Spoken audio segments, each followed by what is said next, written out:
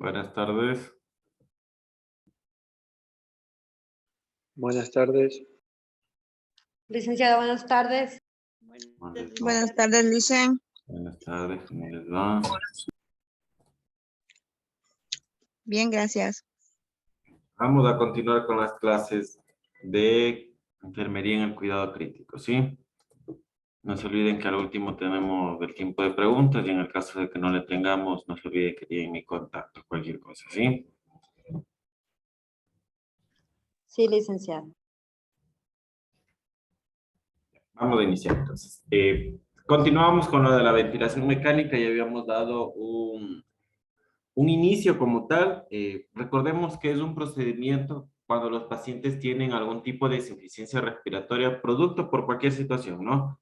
Si es cirugías masivas que van a llegar muchas horas, donde tienen que sedarlos, dormirlos, y por ende va a haber una depresión del sistema nervioso central y que puede llegar a una parada respiratoria, alguna falla del estado neurológico normal del paciente por cualquier situación causada por un traumatismo, causada por ejemplo la cirugía que hemos hablado, o por un daño como tal de alguna enfermedad que puede llevar a un deterioro de la escala de Glasgow como tal, ¿no? Entonces, es un tratamiento que como todo tratamiento, ya sea terapéutico, hablando de medicamentos, o cualquier tipo de terapia, va a tener alguna repercusión. En su gran mayoría va a ser beneficial, pero si nosotros hablamos de los pros y los contras, siempre vamos a ver el beneficio. Pero recordemos que todo tratamiento tiene una consecuencia, tiene una complicación, tiene efectos adversos, etcétera, etcétera. Entonces la idea, como habíamos venido hablando, es que el paciente no llegue a una ventilación mecánica invasiva. La no invasiva, como habíamos dado el ejemplo acá, de las mascarillas, ¿sí? Ya sabemos que no ingresa a nuestro organismo directamente como un tubo y por ende no va a ser con mayor complicación o mayor daño.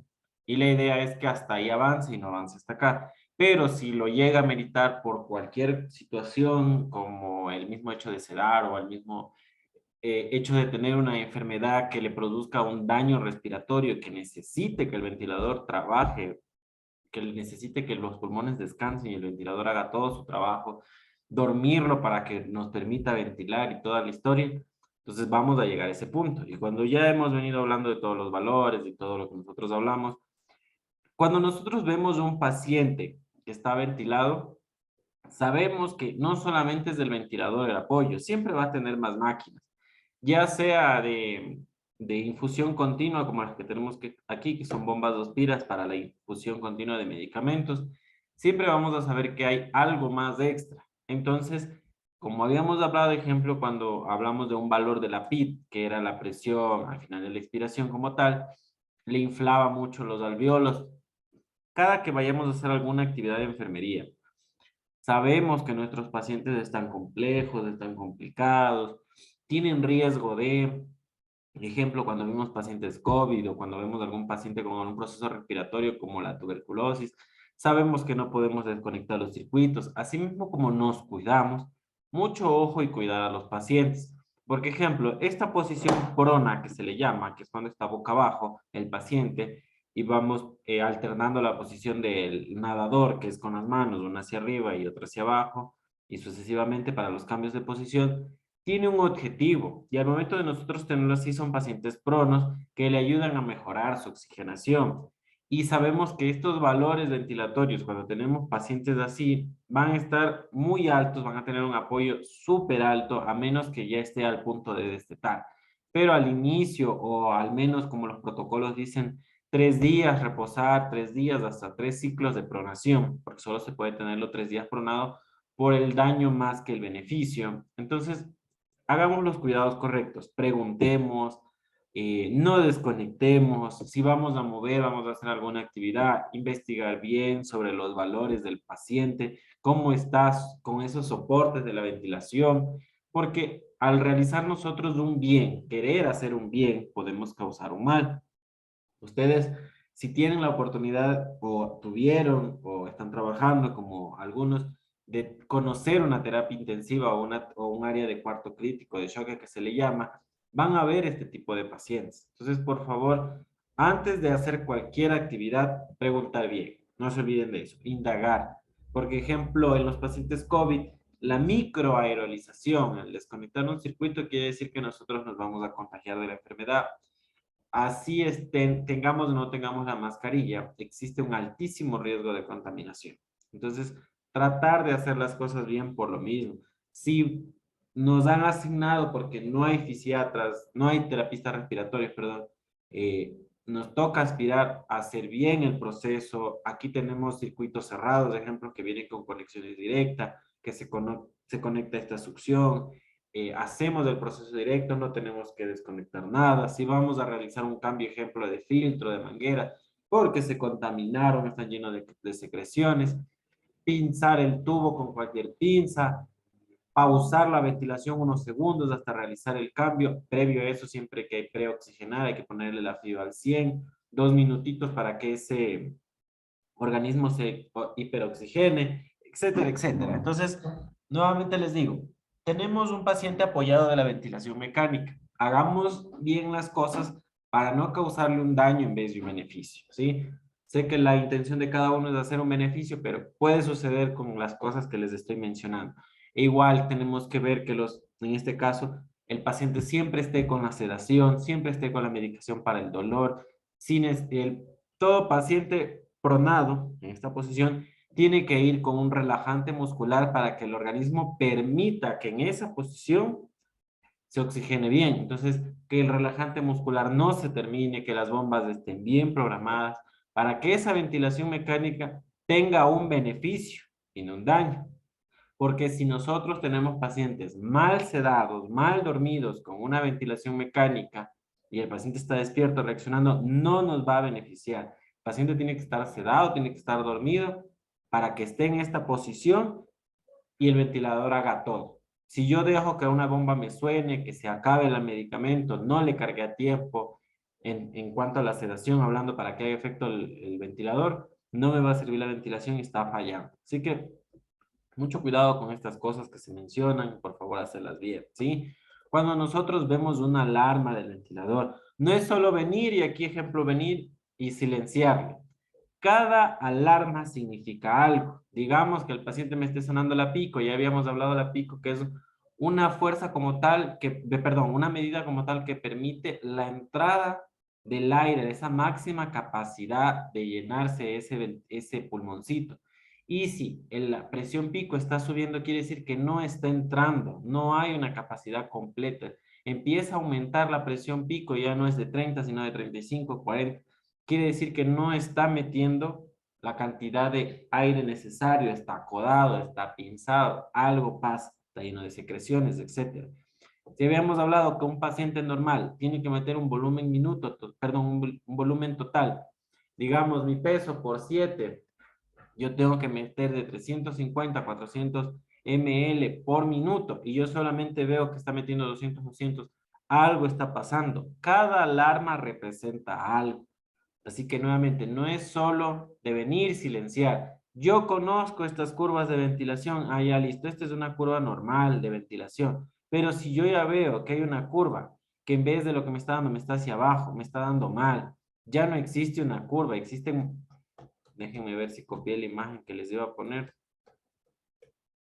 No, ya creo que no la he tenido. No. Pero bueno, si yo ya veo que estas curvas son así y estas son las normales, porque yo conozco lo normal, y yo ya veo que no hay curva, existen planos o está largo, algo está pasando. A veces silencian para que no haga ruido los ventiladores, les bajan el volumen y cuando yo ya veo el paciente está desconectado del ventilador. Y por ende, como me ha estado sonando, pero yo no pude escuchar o visualizar o lo que sea, al paciente le va a hacer falta oxígeno. Y uno de los motivos por una parada cardíaca en los pacientes es la hipoxemia, o sea, la falta de circulación con oxígeno hacia el organismo, necesariamente hacia el cerebro. Entonces, ese paciente se me va a parar, le va a dar una parada cardiorrespiratoria porque no está recibiendo el oxígeno completo. Así que, por favor, toda alarma que ustedes vean y que con el tiempo van a reconocer, ya saben que la pico es de eso, no está metiendo volumen, me está pitando porque yo le programé 16 ventilaciones, pero él me está dando 28 ventilaciones, respiraciones por minuto.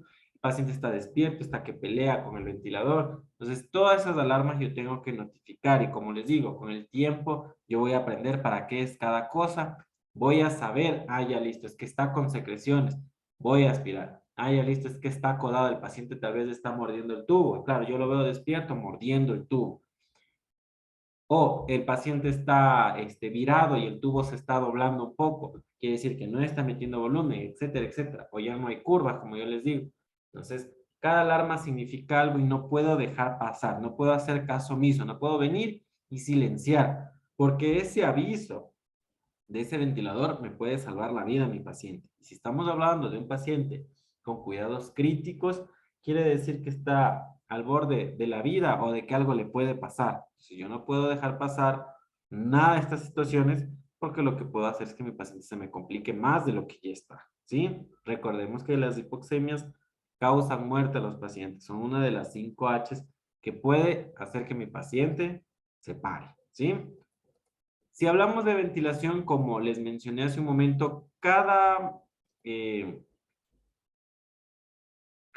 proceso, cada terapia, cada actividad, todo tiene un pro y un contra. La ventaja, se podría decir así, es que nosotros queremos que todo sea pro, ¿no? Que todo le beneficie al paciente. Pero vamos a tener complicaciones como tal.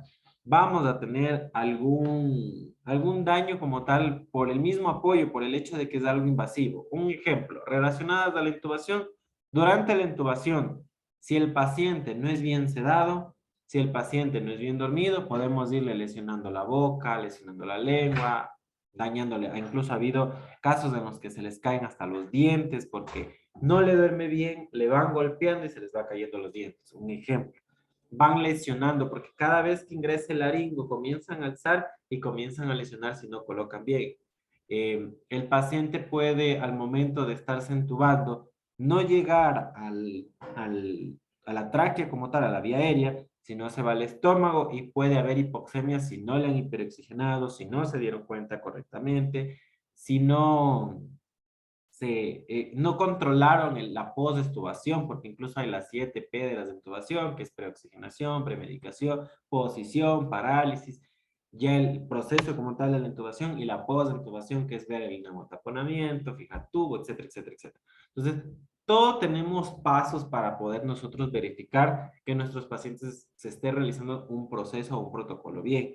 Cuando no se está vigilando, cuando no se lleva un control correcto, es que puede suceder. Pero siempre ustedes saben que por más expertos que sean, hay pacientes o situaciones, complicaciones, enfermedades, el paciente cuello corto, el paciente muy obeso, vía aérea difícil porque la vía aérea es muy chiquita, muy estrecha, hay masas como tal, entonces pueden llegar a complicaciones. Entonces la ventilación mecánica puede tener repercusión por cualquier tipo de la situación que yo les decía, ¿sí? Hemodinámica. Por lo general, durante la intubación, los pacientes se nos hipotensan. ¿Por qué? Porque al momento de yo ponerle una sedación, voy a paralizar el funcionamiento correcto de mi cerebro y por ende que envíe la actividad eléctrica normal para que ese corazón lata correctamente. Al momento de que yo llamando algo que me va a cesar una función, el paciente se me puede empezar a parar o se me puede parar. Entonces el corazón va a detenerse un poco y por ende va a haber una hipotensión. A veces, no siempre, o a veces es muy pasajera. Baja y vuelve a subir normalmente. Depende también del paciente como tal, ¿no?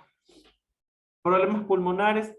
Cuando nosotros primero sabemos que el paciente al momento de intubar ya tenemos una insuficiencia respiratoria. ¿De qué tipo? Depende. Por lo general siempre es de moderada a grave. Nunca una intubación una insuficiencia respiratoria leve se va a intubar. Moderada a grave. Son las que conllevan ya una intubación. El hecho de que ya tenga una falla o una complicación pulmonar, sabemos que puede estar sobreañadido cualquier cosa. Infecciones, rupturas de alvéolos por cualquier enfermedad, fibrosis, etcétera, etcétera. Uno de los mayores riesgos que hay son infecciones, porque al momento de que hablamos de una ventilación mecánica invasiva, sabemos que estamos dándole una puerta de entrada a cualquier situación. Y si no se hace un proceso estéril, porque el proceso de intubación es estéril, estamos ingresando directamente las bacterias, directo a la vía aérea, directo a los pulmones. Perdón, entonces nosotros tenemos que ver, como siempre les mencionamos, enfermería es uno de los mayores veedores del control del proceso que se dé de calidad todo. No vamos a ordenar, no vamos a decir, ah, es que tienes que hacer así. Se tiene que recordar que el proceso se debe de hacer bien, que las cosas se hacen con calidad y se deben de cumplir para no proceder a más complicaciones posteriores. Si de la misma manera las relacionamos con la intubación, si no verificamos, no ocultamos, no vemos bien que los pulmones se expandan, puede haber un trauma como tal, un tubo selectivo, un trauma que fue dañando la vía aérea y se fue a un lado, etcétera, etcétera, etcétera, etcétera. Hay daños, laceraciones, los pacientes a veces no son ventilados correctamente, no porque el profesional no sepa, sino que a veces los pacientes no se acoplan y hasta encontrar una buena estrategia se puede tardar un poco. Lo ideal es que de una le adapten un proceso o un modo ventilatorio a nuestro paciente y que sea beneficiario de eso. Pero puede suceder como no. Enfisemas por las mismas lesiones, sobrecargas de líquido, porque a veces dicen, no, es que tienes que pasarle para que no se hipotense, podemos causar edemas, etcétera, etcétera, etcétera. ¿Sí? Problemas renales como tales, si el paciente tiene un daño renal como tal, al agregar más medicamentos podemos causar un daño, ¿sí? Gastrointestinales, una de las complicaciones primarias es porque los pacientes no pueden comer por unas horas. ¿Por qué? Por el riesgo de regurgitación, por el riesgo de que el paciente fracase, esté mal entubado, necesitamos mover, tenemos que pronar, etcétera, etcétera. No le podemos dar de comer hasta que nuestro paciente esté seguro de la ventilación mecánica, no tengamos que pronar y toda la historia que ya se va a quedar con esa ventilación como tal, ¿sí? Neurológicos, en su gran mayoría, la idea, lo correcto es que nuestro paciente esté dormido y bien acoplado al ventilador. No dormido de sedación profunda, sino dormido y relajado para que se deje ventilar. Si el paciente comienza a despertarse y no se acopla correctamente, hay procesos y protocolos que llevan a que el paciente nuevamente lo tengamos que dormir para que se pueda acoplar. Y a veces tenemos que agregar otros antipsicóticos, otros medicamentos que los mantengan tranquilos y se dejen como tal ventilar. ¿Por qué? Ejemplo en otros que tenemos. Cualquier persona que se despierte con un tubo en la boca y si no está dormido o no está tranquilo o lo despertaron bruscamente, el paciente puede conllevar a una agitación, delirio, ansiedad y retirarse, autoestubarse. Y el mismo proceso como en algún momento tal vez ustedes escucharon o saben, el tubo tiene un bat, o sea, un globito, que al final del tubo se infla para poder sostenerse en la vía aérea y que no haya movimiento y deslizamiento como tal y la ventilación sea asertiva y se encuentre en su lugar el tubo. Pero ¿qué pasa? Los pacientes, como les digo, se despiertan de manera brusca, no se despertaron correctamente, ya sea porque el protocolo de despertar no se cumplió, el paciente metaboliza muy rápido y le empezaron a bajar, etcétera, etcétera. Hay muchos factores contributivos que pueden afectar como tal al paciente. Él se retira, al momento de retirarse el tubo, el BAT está inflado, va lesionando desde donde se encuentra hasta todo el trayecto hacia afuera. Entonces es un proceso de un laringoespasmo, laringolesión, traumas, etcétera, etcétera, etcétera. Entonces, todo este proceso, como les digo, la idea es que la ventilación mecánica no sea la primera elección, sino ya un proceso que cuando ya haya fracasado, tal vez, o se cumplió el resto, pero la enfermedad de él ya no, en realidad necesita una ventilación mecánica invasiva, sea el punto como tal. Mientras tanto, hay que tratar de evitar, ¿sí? Porque incluso, como se menciona, hay muchos profesionales que no pueden tal vez, se podría decir, atinarlo en tratamiento correcto y el hecho de tener una ventilación mecánica, despertarlo de forma inadecuada, ventilarlo mal, no contar con el insumo correcto o suficiente para la necesidad del paciente, va atribuyendo a más complicaciones.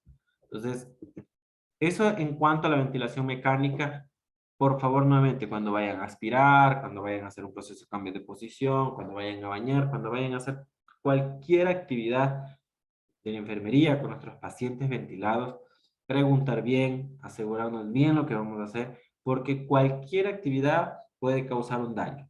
Sí, yo sé que nuevamente les digo, nuestra idea es ir a trabajar y hacer que nuestros pacientes sean sanitos y salgan lo más pronto posible.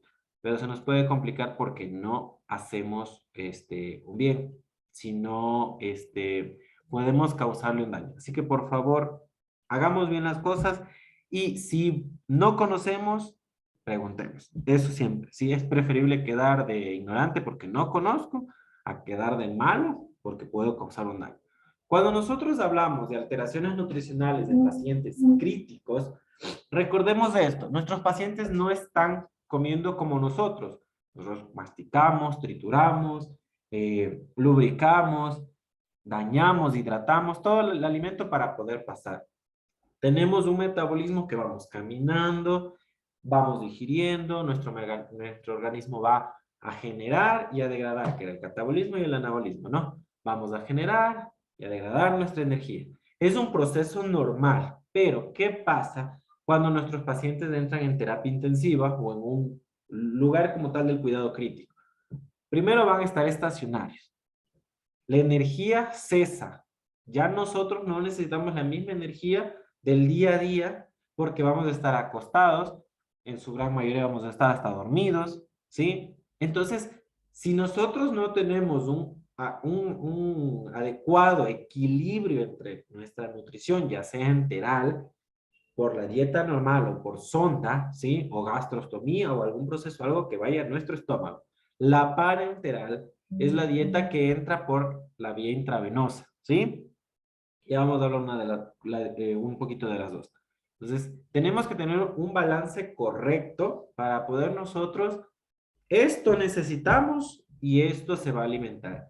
Cuando nosotros incumplimos en los procesos, digamos, estaba indicado 1200 ml con 800 kilocalorías de la dieta, cualquier dieta, Ensure, Diven, cualquier dieta que vaya por zona nasogástrica o vía oral, si el paciente ya está despierto y puede alimentarse normalmente, o gastro ya. Al momento de yo incumplir, no ayudo a que ese organismo trabaje normalmente. No es que yo tengo un paciente de 90 kilos y le indicaron 5 dietas, como está gordito no le voy a dar el de la merienda, no le voy a dar el del intracomida. Él necesita eso. Está indicado una dieta prescrita como tal por el médico o el nutricionista o quien sea que haga en el lugar donde ustedes trabajen. Está indicado porque eso necesita diario. ¿Para qué? Para que su corazón lata, sus pulmones sigan respirando, su cerebro siga funcionando normalmente y encima todo lo que necesita, como que el ventilador le dé trabajando y necesita energía a través de nuestras células, que haya el intercambio, la fuerza y la energía para que haga la sinapsis, para que haga la circulación, para que todo funcione, el intestino se siga moviendo, siga botando gases, heces, los esfínteres funcionen, se relajen cuando se tienen que relajar, etcétera, etcétera, etcétera. Entonces, no es de creer que estamos haciendo bien. Si nosotros nos alteramos de algo, nos saltamos algo o no queremos cumplir, o está indicado una dieta parenteral, que es la NPT, ya no es por sonda o por gastro, sino intravenosa. Y dice a 57 ml hora preparar 400 de dextrosa, un lipofundín, que es grasa, un aminoplasmal, que son los aminos, todos los componentes como tal extra de electrolitos, de todo lo que necesita nuestro organismo, insulina, bla, bla, bla. Ah, no, yo le voy a poner la mitad porque quiero que se me termine en el turno de mañana entregar vacío. Eso necesita, es un balance, como les digo, para poder tener toda mi necesidad cubierta, para que mi organismo funcione ante todo lo que yo estoy haciendo y todo lo que yo estoy recibiendo.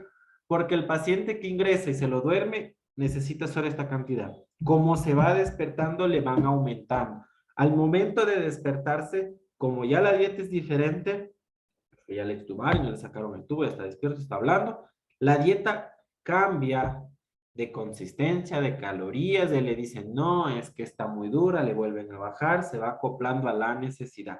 Así que cuando nosotros veamos pacientes en terapia intensiva, no saltemos ningún tipo de dieta porque todo está regulado. Todo hay esta cantidad de carbohidratos porque el paciente necesita esta energía. Esta cantidad de grasa porque el paciente necesita. Está dormido, su cuerpo está flácido, se está haciendo terapia y todo, pero él necesita de alguna manera recuperar todo lo que se está consumiendo, ¿sí? Por el ventilador, la diálisis, etcétera, etcétera, etcétera, ¿sí? Entonces tratemos de cumplir todo eso, no nos olvidemos. Vamos a hablar de la dieta, y justo aquí está una máquina de diálisis, ¿no? Vamos a hablar de una dieta, la gástrica como tal, ¿no? Cuando nosotros hablamos de una dieta enteral, ¿sí? Sabemos que va a nuestro aparato digestivo, ¿sí? Es igual como los medicamentos, enteral o parenteral, ¿no? La administración enteral, ustedes ya sabían que todo era lo gástrico y por vía anal, por ejemplo, la rectal. Y la parenteral, todo lo que atraviesa la barrera de la piel a través de una vena o muscular, intravenosa y todo eso. Pero ahorita vamos a hablar de la gástrica, directo al estómago, por cualquiera, ya sea por una sonda nasogástrica o por una vía parenteral cuando estamos hablando del intravenoso como tal, ¿no? Nosotros cumplimos igual un horario como tal para administrar la dieta. Si dice en 15 horas de administrar tal medicamento, dieta se va a administrar. ¿Por qué? Porque no es lo mismo, como yo les decía, yo tener un organismo que está trabajando, se está esforzando para generar, gastar energía y todo, llega al punto de reposo, digiere todo y continúa. Tengo un paciente, por lo general, que está en reposo en su mayoría de tiempo. Su dieta va a necesitar el mismo ritmo de su estado en ese momento metabólico. La energía es diferente la que necesita a un paciente despierto. Entonces, por eso le ponen 1200 ml en 15 horas. Bueno, hacen el cálculo, sale 76 ml hora, un ejemplo como tal. No, yo como me olvidé pasarle 3 horas y voy a salir a las 7, le voy a pasar a 100 ml horas. El organismo no necesita, primero. Segundo, el organismo lo va a rechazar. Lo más común es que si yo le pongo en dosis altas, va a ser diarreas, ya que no necesita esa cantidad. El organismo está rechazando. Es como cuando nosotros nos empachamos. El organismo quiere hasta vomitarlo. Es el mismo proceso. Entonces, si nosotros incumplimos, vamos a tener una complicación a nuestro paciente. Y si está indicado hasta las 23 horas, es porque hasta esa hora se ha visto estudios que los jugos gástricos trabajan, etcétera, etcétera. Entonces, por eso es que se dice hasta las 23 horas como máximo. No es porque yo recién comencé a darle a las 12, no importa, a las 4 de la mañana se me termina y le apago. Los jugos gástricos no están trabajando. No puedo yo obligar a que ese paciente cuando se despierte le empiece a dar hambre en la madrugada, porque empecé a darle alimento a esa hora. El jugo gástrico, principalmente al inicio de toda la dieta, hasta que se acostumbre, se va a afectar, le va a hacer diarrea, no, se va a empachar, puede haber regurgitación, etc. Y posterior a ese, acostumbré a un organismo a producir en horarios que no se deben. Entonces, tratar por favor de cumplir las horas, las cantidades, todo eso, para poderle no hacerle un daño al paciente. Porque posteriormente el paciente, claro, va a empezar a tener hambre, va a producir jugos gástricos. Y no es solo de producir y bueno, ya me duermo y ya. Los jugos gástricos que llegan al estómago, al no encontrar nada, van a empezar a degradar lo primero que encuentran, nuestra capa gástrica, nuestra protección. ¿A esto que nos lleva? A lesiones, úlceras gástricas. Las lesiones y úlceras gástricas no tratadas pueden causar un cáncer como tal. Así que no es de tomarse a la ligera las cosas, sino hacerlas bien porque tiene un porqué y un para qué todo. Es por eso que a nadie se le aconseja comer luego de las 9 de la noche, porque no podemos acostumbrar a nuestro intestino a comer esas horas porque no siempre lo vamos a hacer. Y el rato que lo dejemos de hacer, lo que va a hacer es nuestro organismo a dañarnos, porque va a empezar automáticamente a producir. ¿Sí? Ahora vamos a bueno, y la alimentación que se da y todo eso, ya sabemos que tiene un porqué y un para qué, ¿no? Cumplir el objetivo calórico, cumplir el tiempo, administrar correctamente. Si voy a administrar una sonda por la sonda nasogástrica, alimentos pasan cuando ya ha terminado el alimento, si está indicado por tomas, si está indicado en continuo, hacer lavados de esa sonda para que no se nos tape en algún momento porque quedan residuos de dietas. Dependiendo el componente el que yo estoy preparando para administrarle, quedan grumos y se puede llegar a tapar las zonas nasogástricas. Así que lavarle siempre con unos 20 ml, que es el trayecto como tal más o menos promedio de donde inicia la zona hasta donde termina, para hacer los lavados con agua limpia, agua estéril como tal. Hago el lavado cada 6 horas o cada toma en el caso de que lo tenga, y así voy a permeabilizar siempre esa sonda y no hay riesgo de que se tape. Las sondas nasogástricas se cambian según la evidencia. Si yo ya veo riesgo de infección, si yo veo infección, yo ya veo que algo está pasando o se está tapando o cualquier complicación, pues tengo que retirar esa sonda, ¿sí? Vamos a la intravenosa. Cuando nosotros hablamos de una dieta parenteral, ya no enteral, ¿no? Estamos hablando de una dieta que va a la vena. Hay que tener mucho cuidado. Sí, bueno, esta es una gastrostomía, ¿sí? Este es el VAT, similar a lo del tubo. Ingresa al estómago, se infla el VAT, queda fuera de esta manera y por ahí se administra la dieta en el caso de que no haya una sonda nasogástrica o orogástrica. ¿Por qué hacemos esto? Porque el paciente puede tener problemas como tal, ejemplo, tumores, daño aquí extensos como tal, y el paciente no va a poder comer ni beber por meses de meses y todo va a ser por gastro, o deterioro neurológico donde los pacientes definitivamente no van a despertar o va a ser muy lenta la progresión, se va a administrar una gastrostomía hasta que el paciente se recupere completamente de acá. Luego esto se cierra, se retira y no ha pasado nada. Esa es una de las gástricas.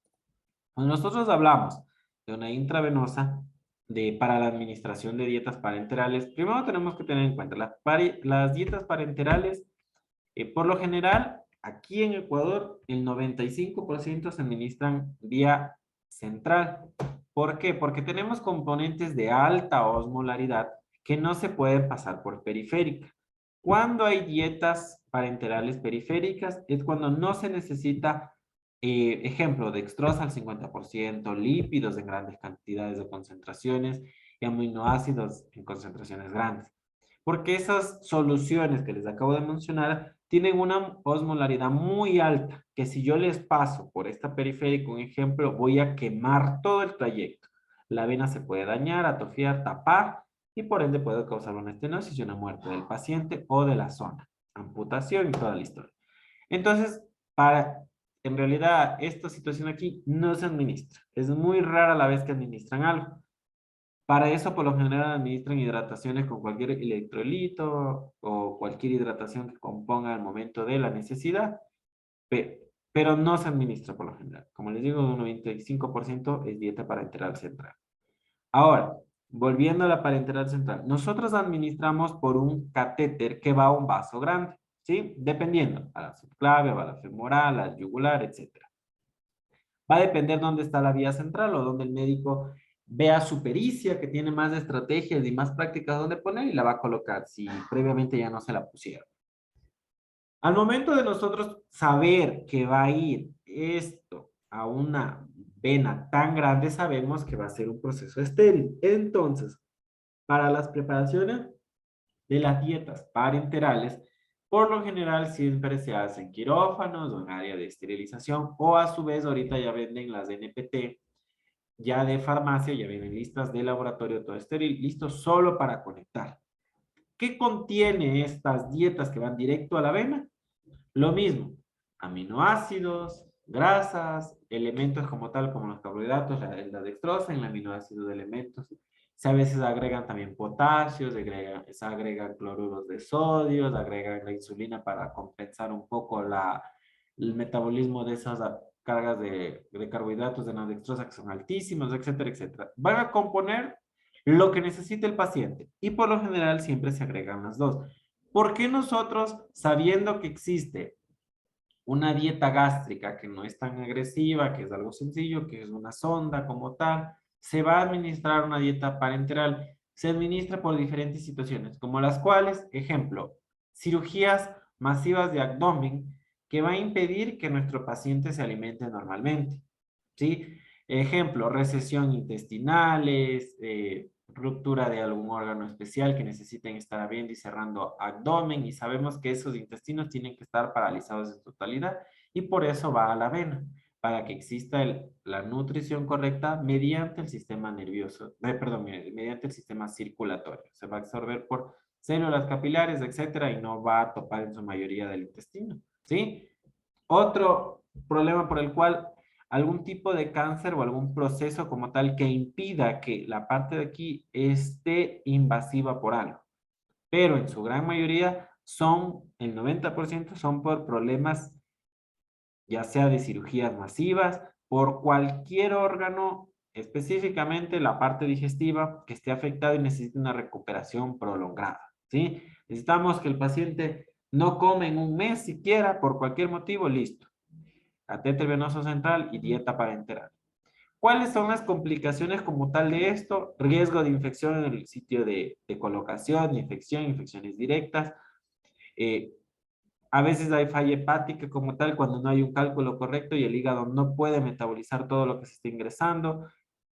Problemas metabólicos como la parte de la insulina, cuando no se ha colocado suficiente insulina para metabolizar o hacer un equilibrio con toda la dextrosa que se está administrando y el páncreas no alcanza, etcétera, etcétera, los mayores riesgos.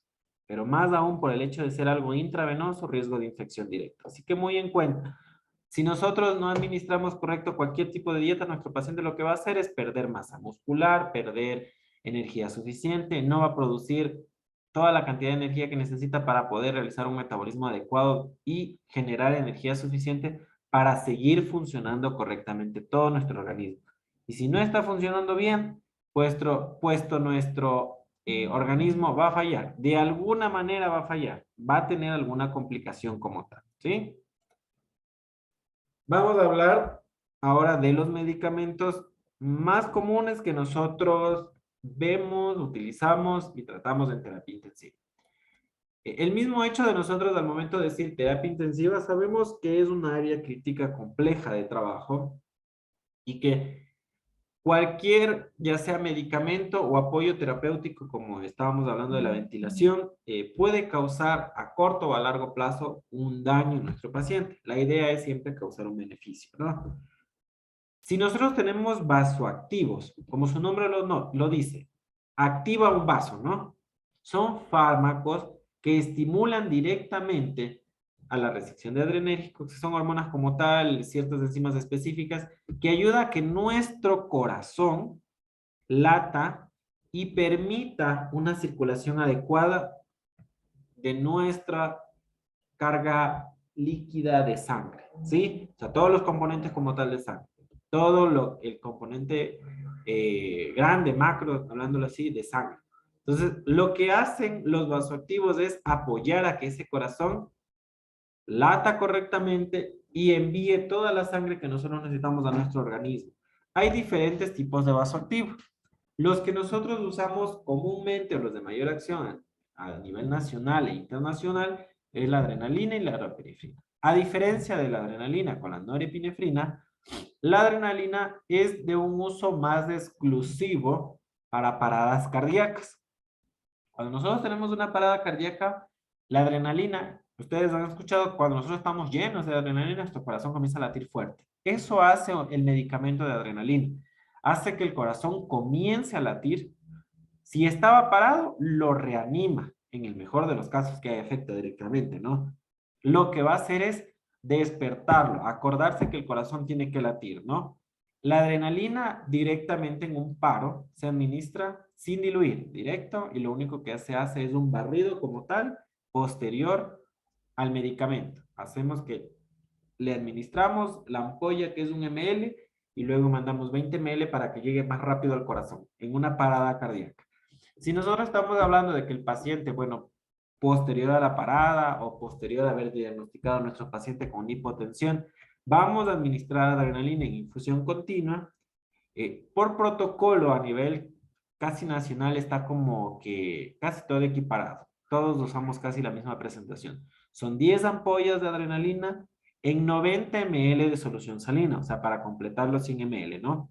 Cada ampollita de adrenalina tiene 1 miligramo y lo que hacemos es 10 miligramos, o sea, 10 ampollas de adrenalina, poner en 90, completar los 100 y eso se va a administrar en infusión continua a través de una bomba. No podemos administrar a goteo lento, lo que sea, siempre se va a hacer por bomba porque el riesgo de que no pase o pase a chorro y yo mate a ese paciente existe. Entonces siempre es por bomba de infusión viendo la dosis respuesta. Ya vamos a hablar igual con la adrenalina, la norepinefrina, lo mismo. Esa es su función. ¿Cuáles son sus efectos adversos?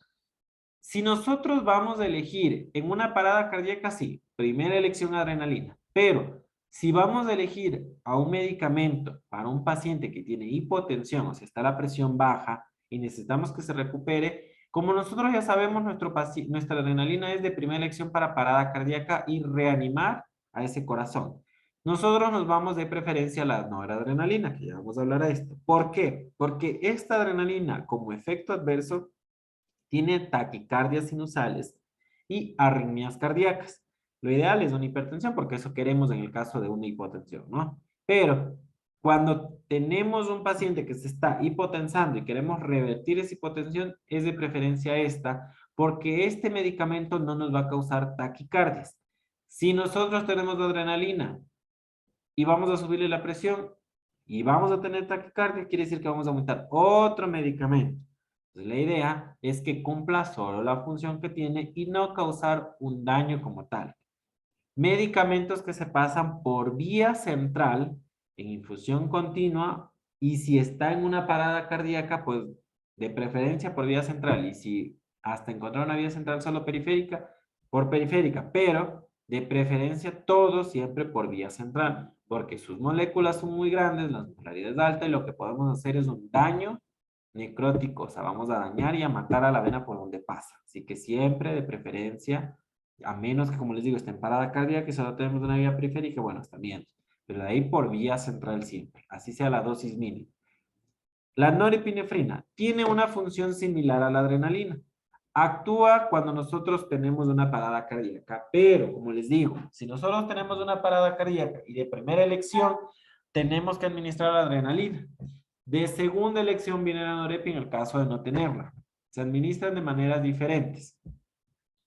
La norepinefrina es un ayudante como tal a la parada cardíaca. No actúa directamente en la parada cardíaca. Lo que hace este medicamento es ayudar a abrir, a activar esos vasitos para que haya una circulación adecuada. Los va a permeabilizar correctamente, no vamos a tener una dilatación exagerada de los vasos, sino los va a regular a que haya una circulación adecuada y por ende esa presión se regule, porque a veces se comienza a bajar tanto porque hay una expansión como tal de esos vasos enormes, no está pasando correctamente el medicamento, perdón, la sangre, y por ende el corazón se va a cansar, la presión va a bajar y en algún momento puede llegar a una parada cardíaca.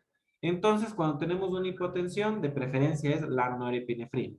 ¿En qué presentación viene la norepinefrina? Cada ampollita viene de 4 miligramos y de manera estándar, igual por lo general en el país, se prepara similar casi en todo lado, es 8 miligramos, quiere decir 2 ampollas en 92 ml de dextrosa al 5%. La adrenalina en solución salina y la norepi en dextrosa al 5%. Nosotros, igualmente como la adrenalina, no se puede pasar por vía periférica, a menos que solo tengamos eso, esté en parada cardíaca y tenemos que subirle la presión de alguna manera, es temporal, pero de ahí se debe de administrar por vía central, perdón, porque por vía periférica va a causar lo mismo que el anterior, daño, muertes del tejido, flebitis, inflamación de la vía, etcétera, etcétera, etcétera. ¿Cuáles son los efectos adversos de la norepinefrina? Produce daño renal, ¿sí? El uso prolongado como tal comienza a dañar el riñón, en dosis altas estamos hablando, ¿sí? Produce bradicardias y produce una afectación en el gasto cardíaco. ¿Qué es el gasto cardíaco? Es como que la energía como tal de ese corazón para poder latir. Le está quitando una energía, ya no hay un gasto cardíaco adecuado, ya no está teniendo una energía correcta para poder latir normalmente, ¿sí? Para poder enviar toda la circulación que necesitaba anteriormente ese corazón. Entonces vamos a hacer un recuento más o menos. Si nosotros tenemos estos dos vasoactivos, estamos trabajando con estos pacientes y estamos con la norepi y la adrena pasando, digamos, está la norepi a la norepinefrina 10 y la adrenalina 10. Y nos indica, siempre el medicamento de vasoactivos como tal, para subir la presión, está titular dosis respuestas. Si yo ya veo que mi paciente está con una presión correcta y yo tengo que bajar el vasoactivo porque sé que a dosis larga va a causar algún daño, de primera elección se va bajando la adrenalina. No nos olvidemos del por qué, porque el efecto adverso de este medicamento es en ese momento me produce arritmias cardíacas, me produce taquicardias. Entonces, la idea es que este medicamento se vaya pronto y como este medicamento es a largo tiempo, en dosis alta, y yo ya sé que le estoy bajando, sé que este medicamento me va a tener menos repercusión actual a corto plazo que este que sí me está teniendo a corto plazo y actualmente falla. Entonces vamos a primero a destetar y luego este. ¿Cómo nosotros destetamos? Siempre recordemos con una bomba, ¿no? Y segundo, sin respuesta. La indicación dice norepinefrina, 8 miligramos de 92 ml, bla, bla, bla, y B, pasar a 8 ml hora, titular según tensión arterial media. ¿Por qué siempre hablamos de tensión arterial media? Porque esa es la tensión que nos mantiene en todo nuestro organismo una buena perfusión tisular y renal. Quiere decir que nos va a tener un buen funcionamiento renal esa tensión arterial media. Entonces, cuando nos dicen titular, según tensión arterial media, tenerla en 70, pero yo la tengo en 75, entonces está en 8, le bajo a 7.5. Luego de unos 15 minutos veo que se sigue manteniendo otro 0.5. Nunca puedo bajar de golpe a la mitad o bajarle un cuarto, porque lo que yo puedo hacer es que como el vasoactivo me lo tiene en una función correcta, yo puedo colapsar ese vaso.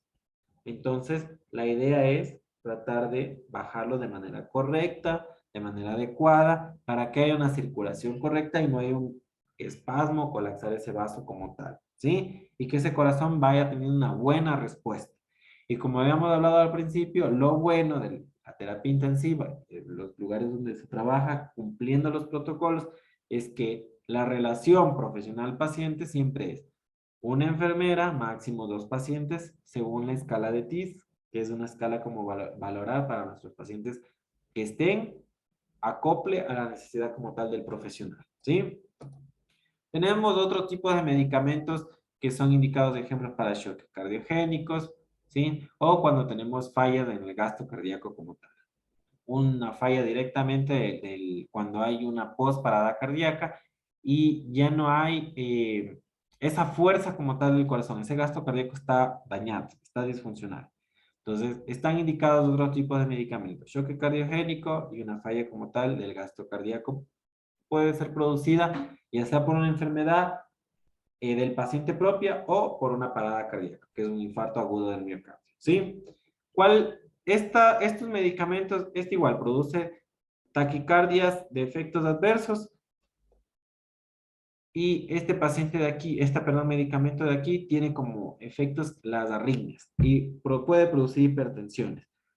Cuando nosotros tenemos pacientes con estos medicamentos, siempre se va a titular dosis respuestas con la valoración médica, porque vamos viendo cómo está funcionando ese paciente con la gasometría, cómo está respondiendo, si ya se está estabilizando, si no le está produciendo más arritmias, si un ecocardiograma no está funcionando bien, el corazón ya no está tan encharcado, etcétera, etcétera, etcétera. Vamos acá, el médico le hace una gasometría, el gasto cardíaco, la acidosis está mejorando, ya no hay la hiperlactacidemia, etcétera, etcétera, etcétera. Se va valorando esto de aquí conjunto con el médico para poder valorar, ¿sí? Y para poder ir destetando. No se desteta por destetar, ¿sí?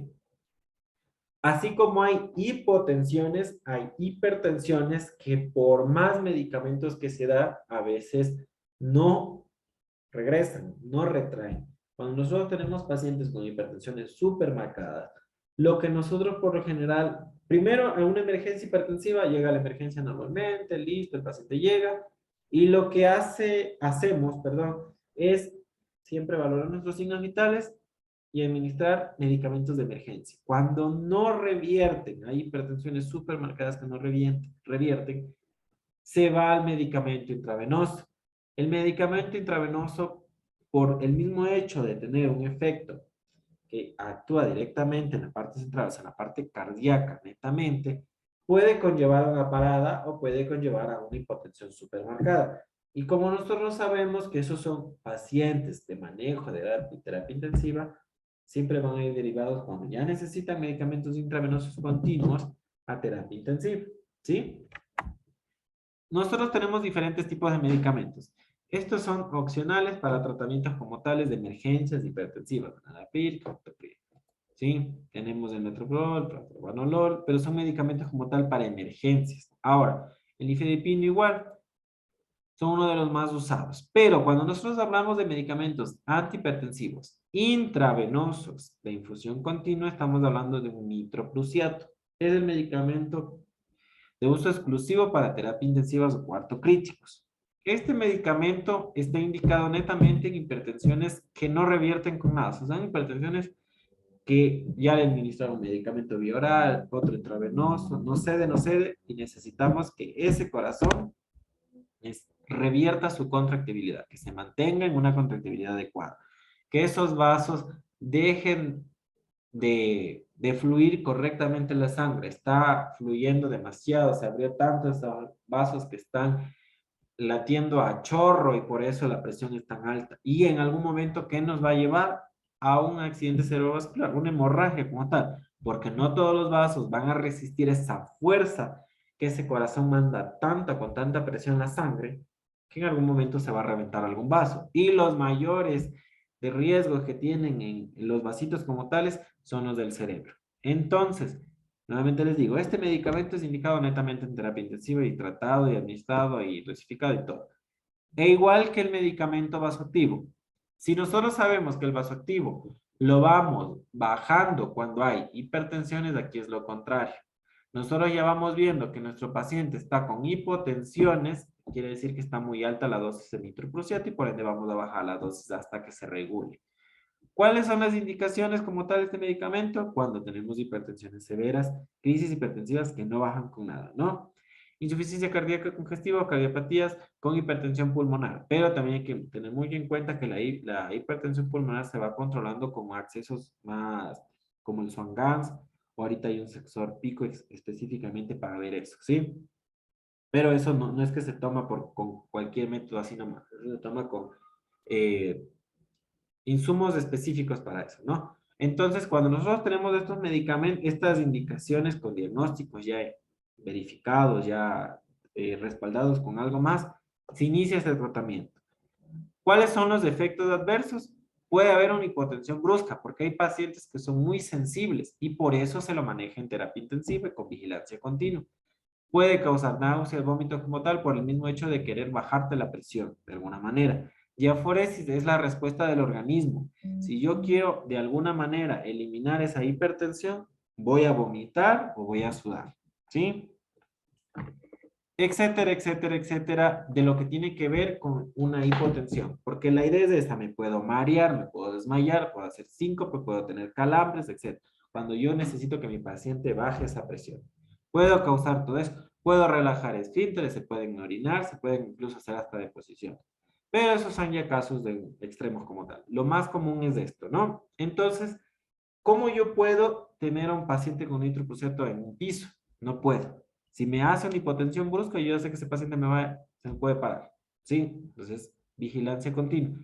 Yo tengo que ir destetando cuando mi paciente se va regulando. Por lo general, el nitroprusiato siempre va acompañado de otros medicamentos bioral.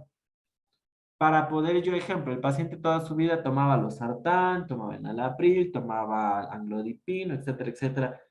Él dejó de controlarse, siguió tomando esos medicamentos, no le regularon las dosis. ¿Y qué pasó?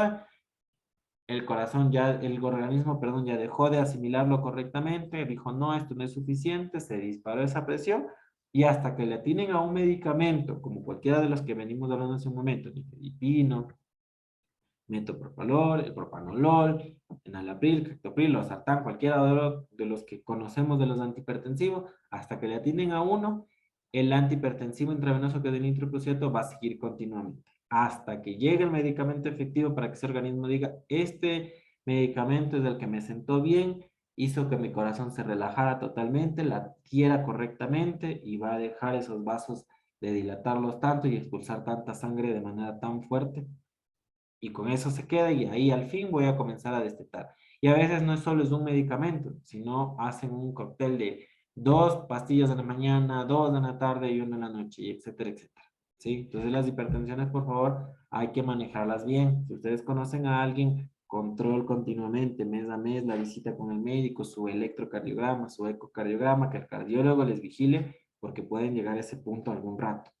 Y lo más común va a ser un accidente cerebrovascular, ¿sí? Y recordemos que el accidente cerebrovascular trae complicaciones como que quede hemipléjico, a veces quedan pacientes con hemorragias muy grandes que tienen que ser con craniotomías y ya quedan alguna parte de su organismo con falla como tal, ya no funciona, ya no revierte, etcétera, etcétera, etcétera. ¿Sí?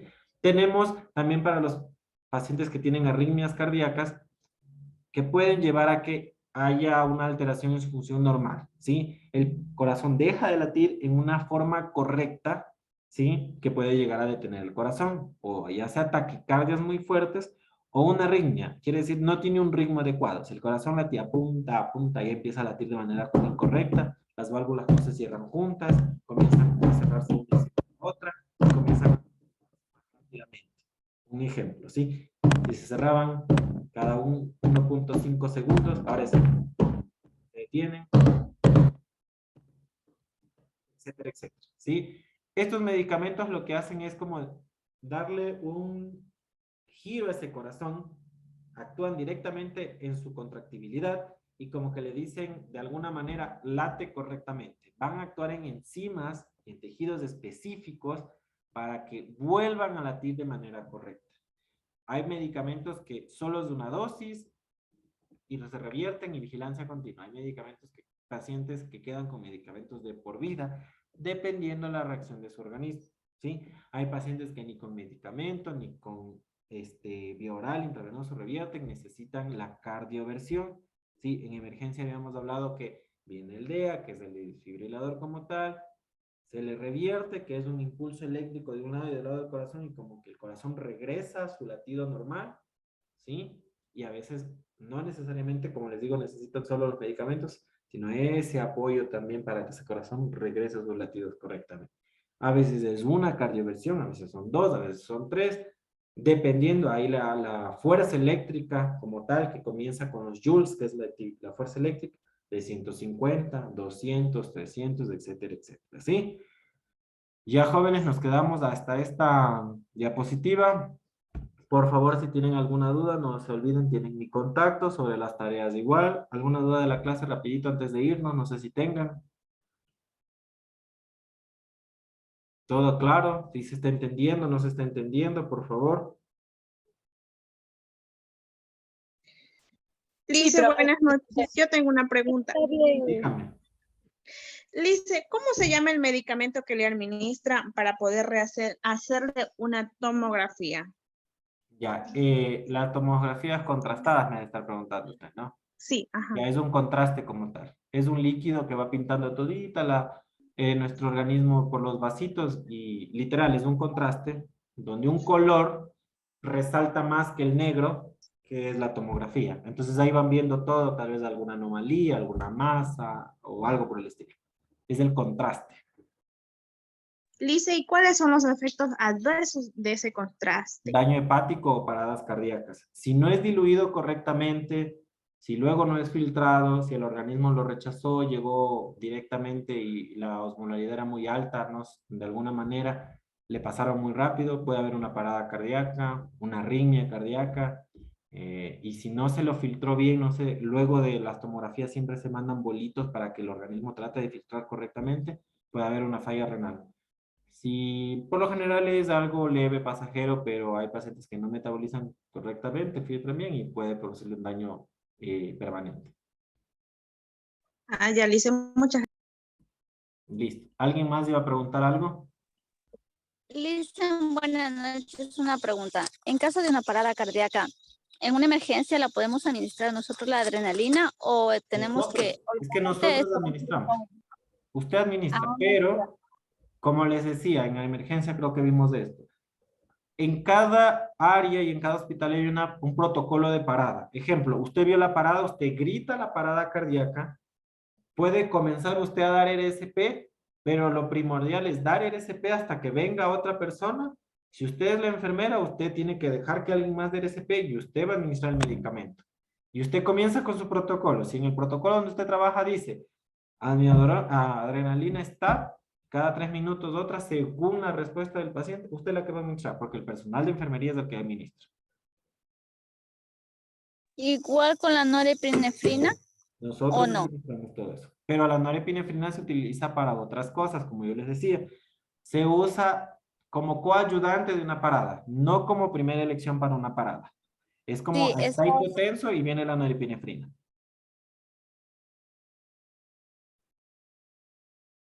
Listo, jóvenes. Tengo una clase, como saben, ahorita a las 7. Cualquier duda, por favor, tienen mi contacto, no se olviden, ¿sí? Licenciado, buenas noches. ¿Puedo hacerle una pregunta, por favor? Dígame. Lo que pasa es que hoy día damos el examen de ¿De? De enfermería de discapacidad ¿Ya? y no han activado la plataforma. Ya hablé con Ana. Tal vez usted también nos puede dar una manito ahí. Ya les escribo ahorita al personal de TICS, ¿ya? Ya, muy amable, licenciado. Gracias. Ya de nada. Nos vemos la próxima clase, ¿sí? Cualquier cosa tienen mi contacto. Una buena noche y que pasen muy bien. Gracias. Buenas noches, muchas gracias. Gracias,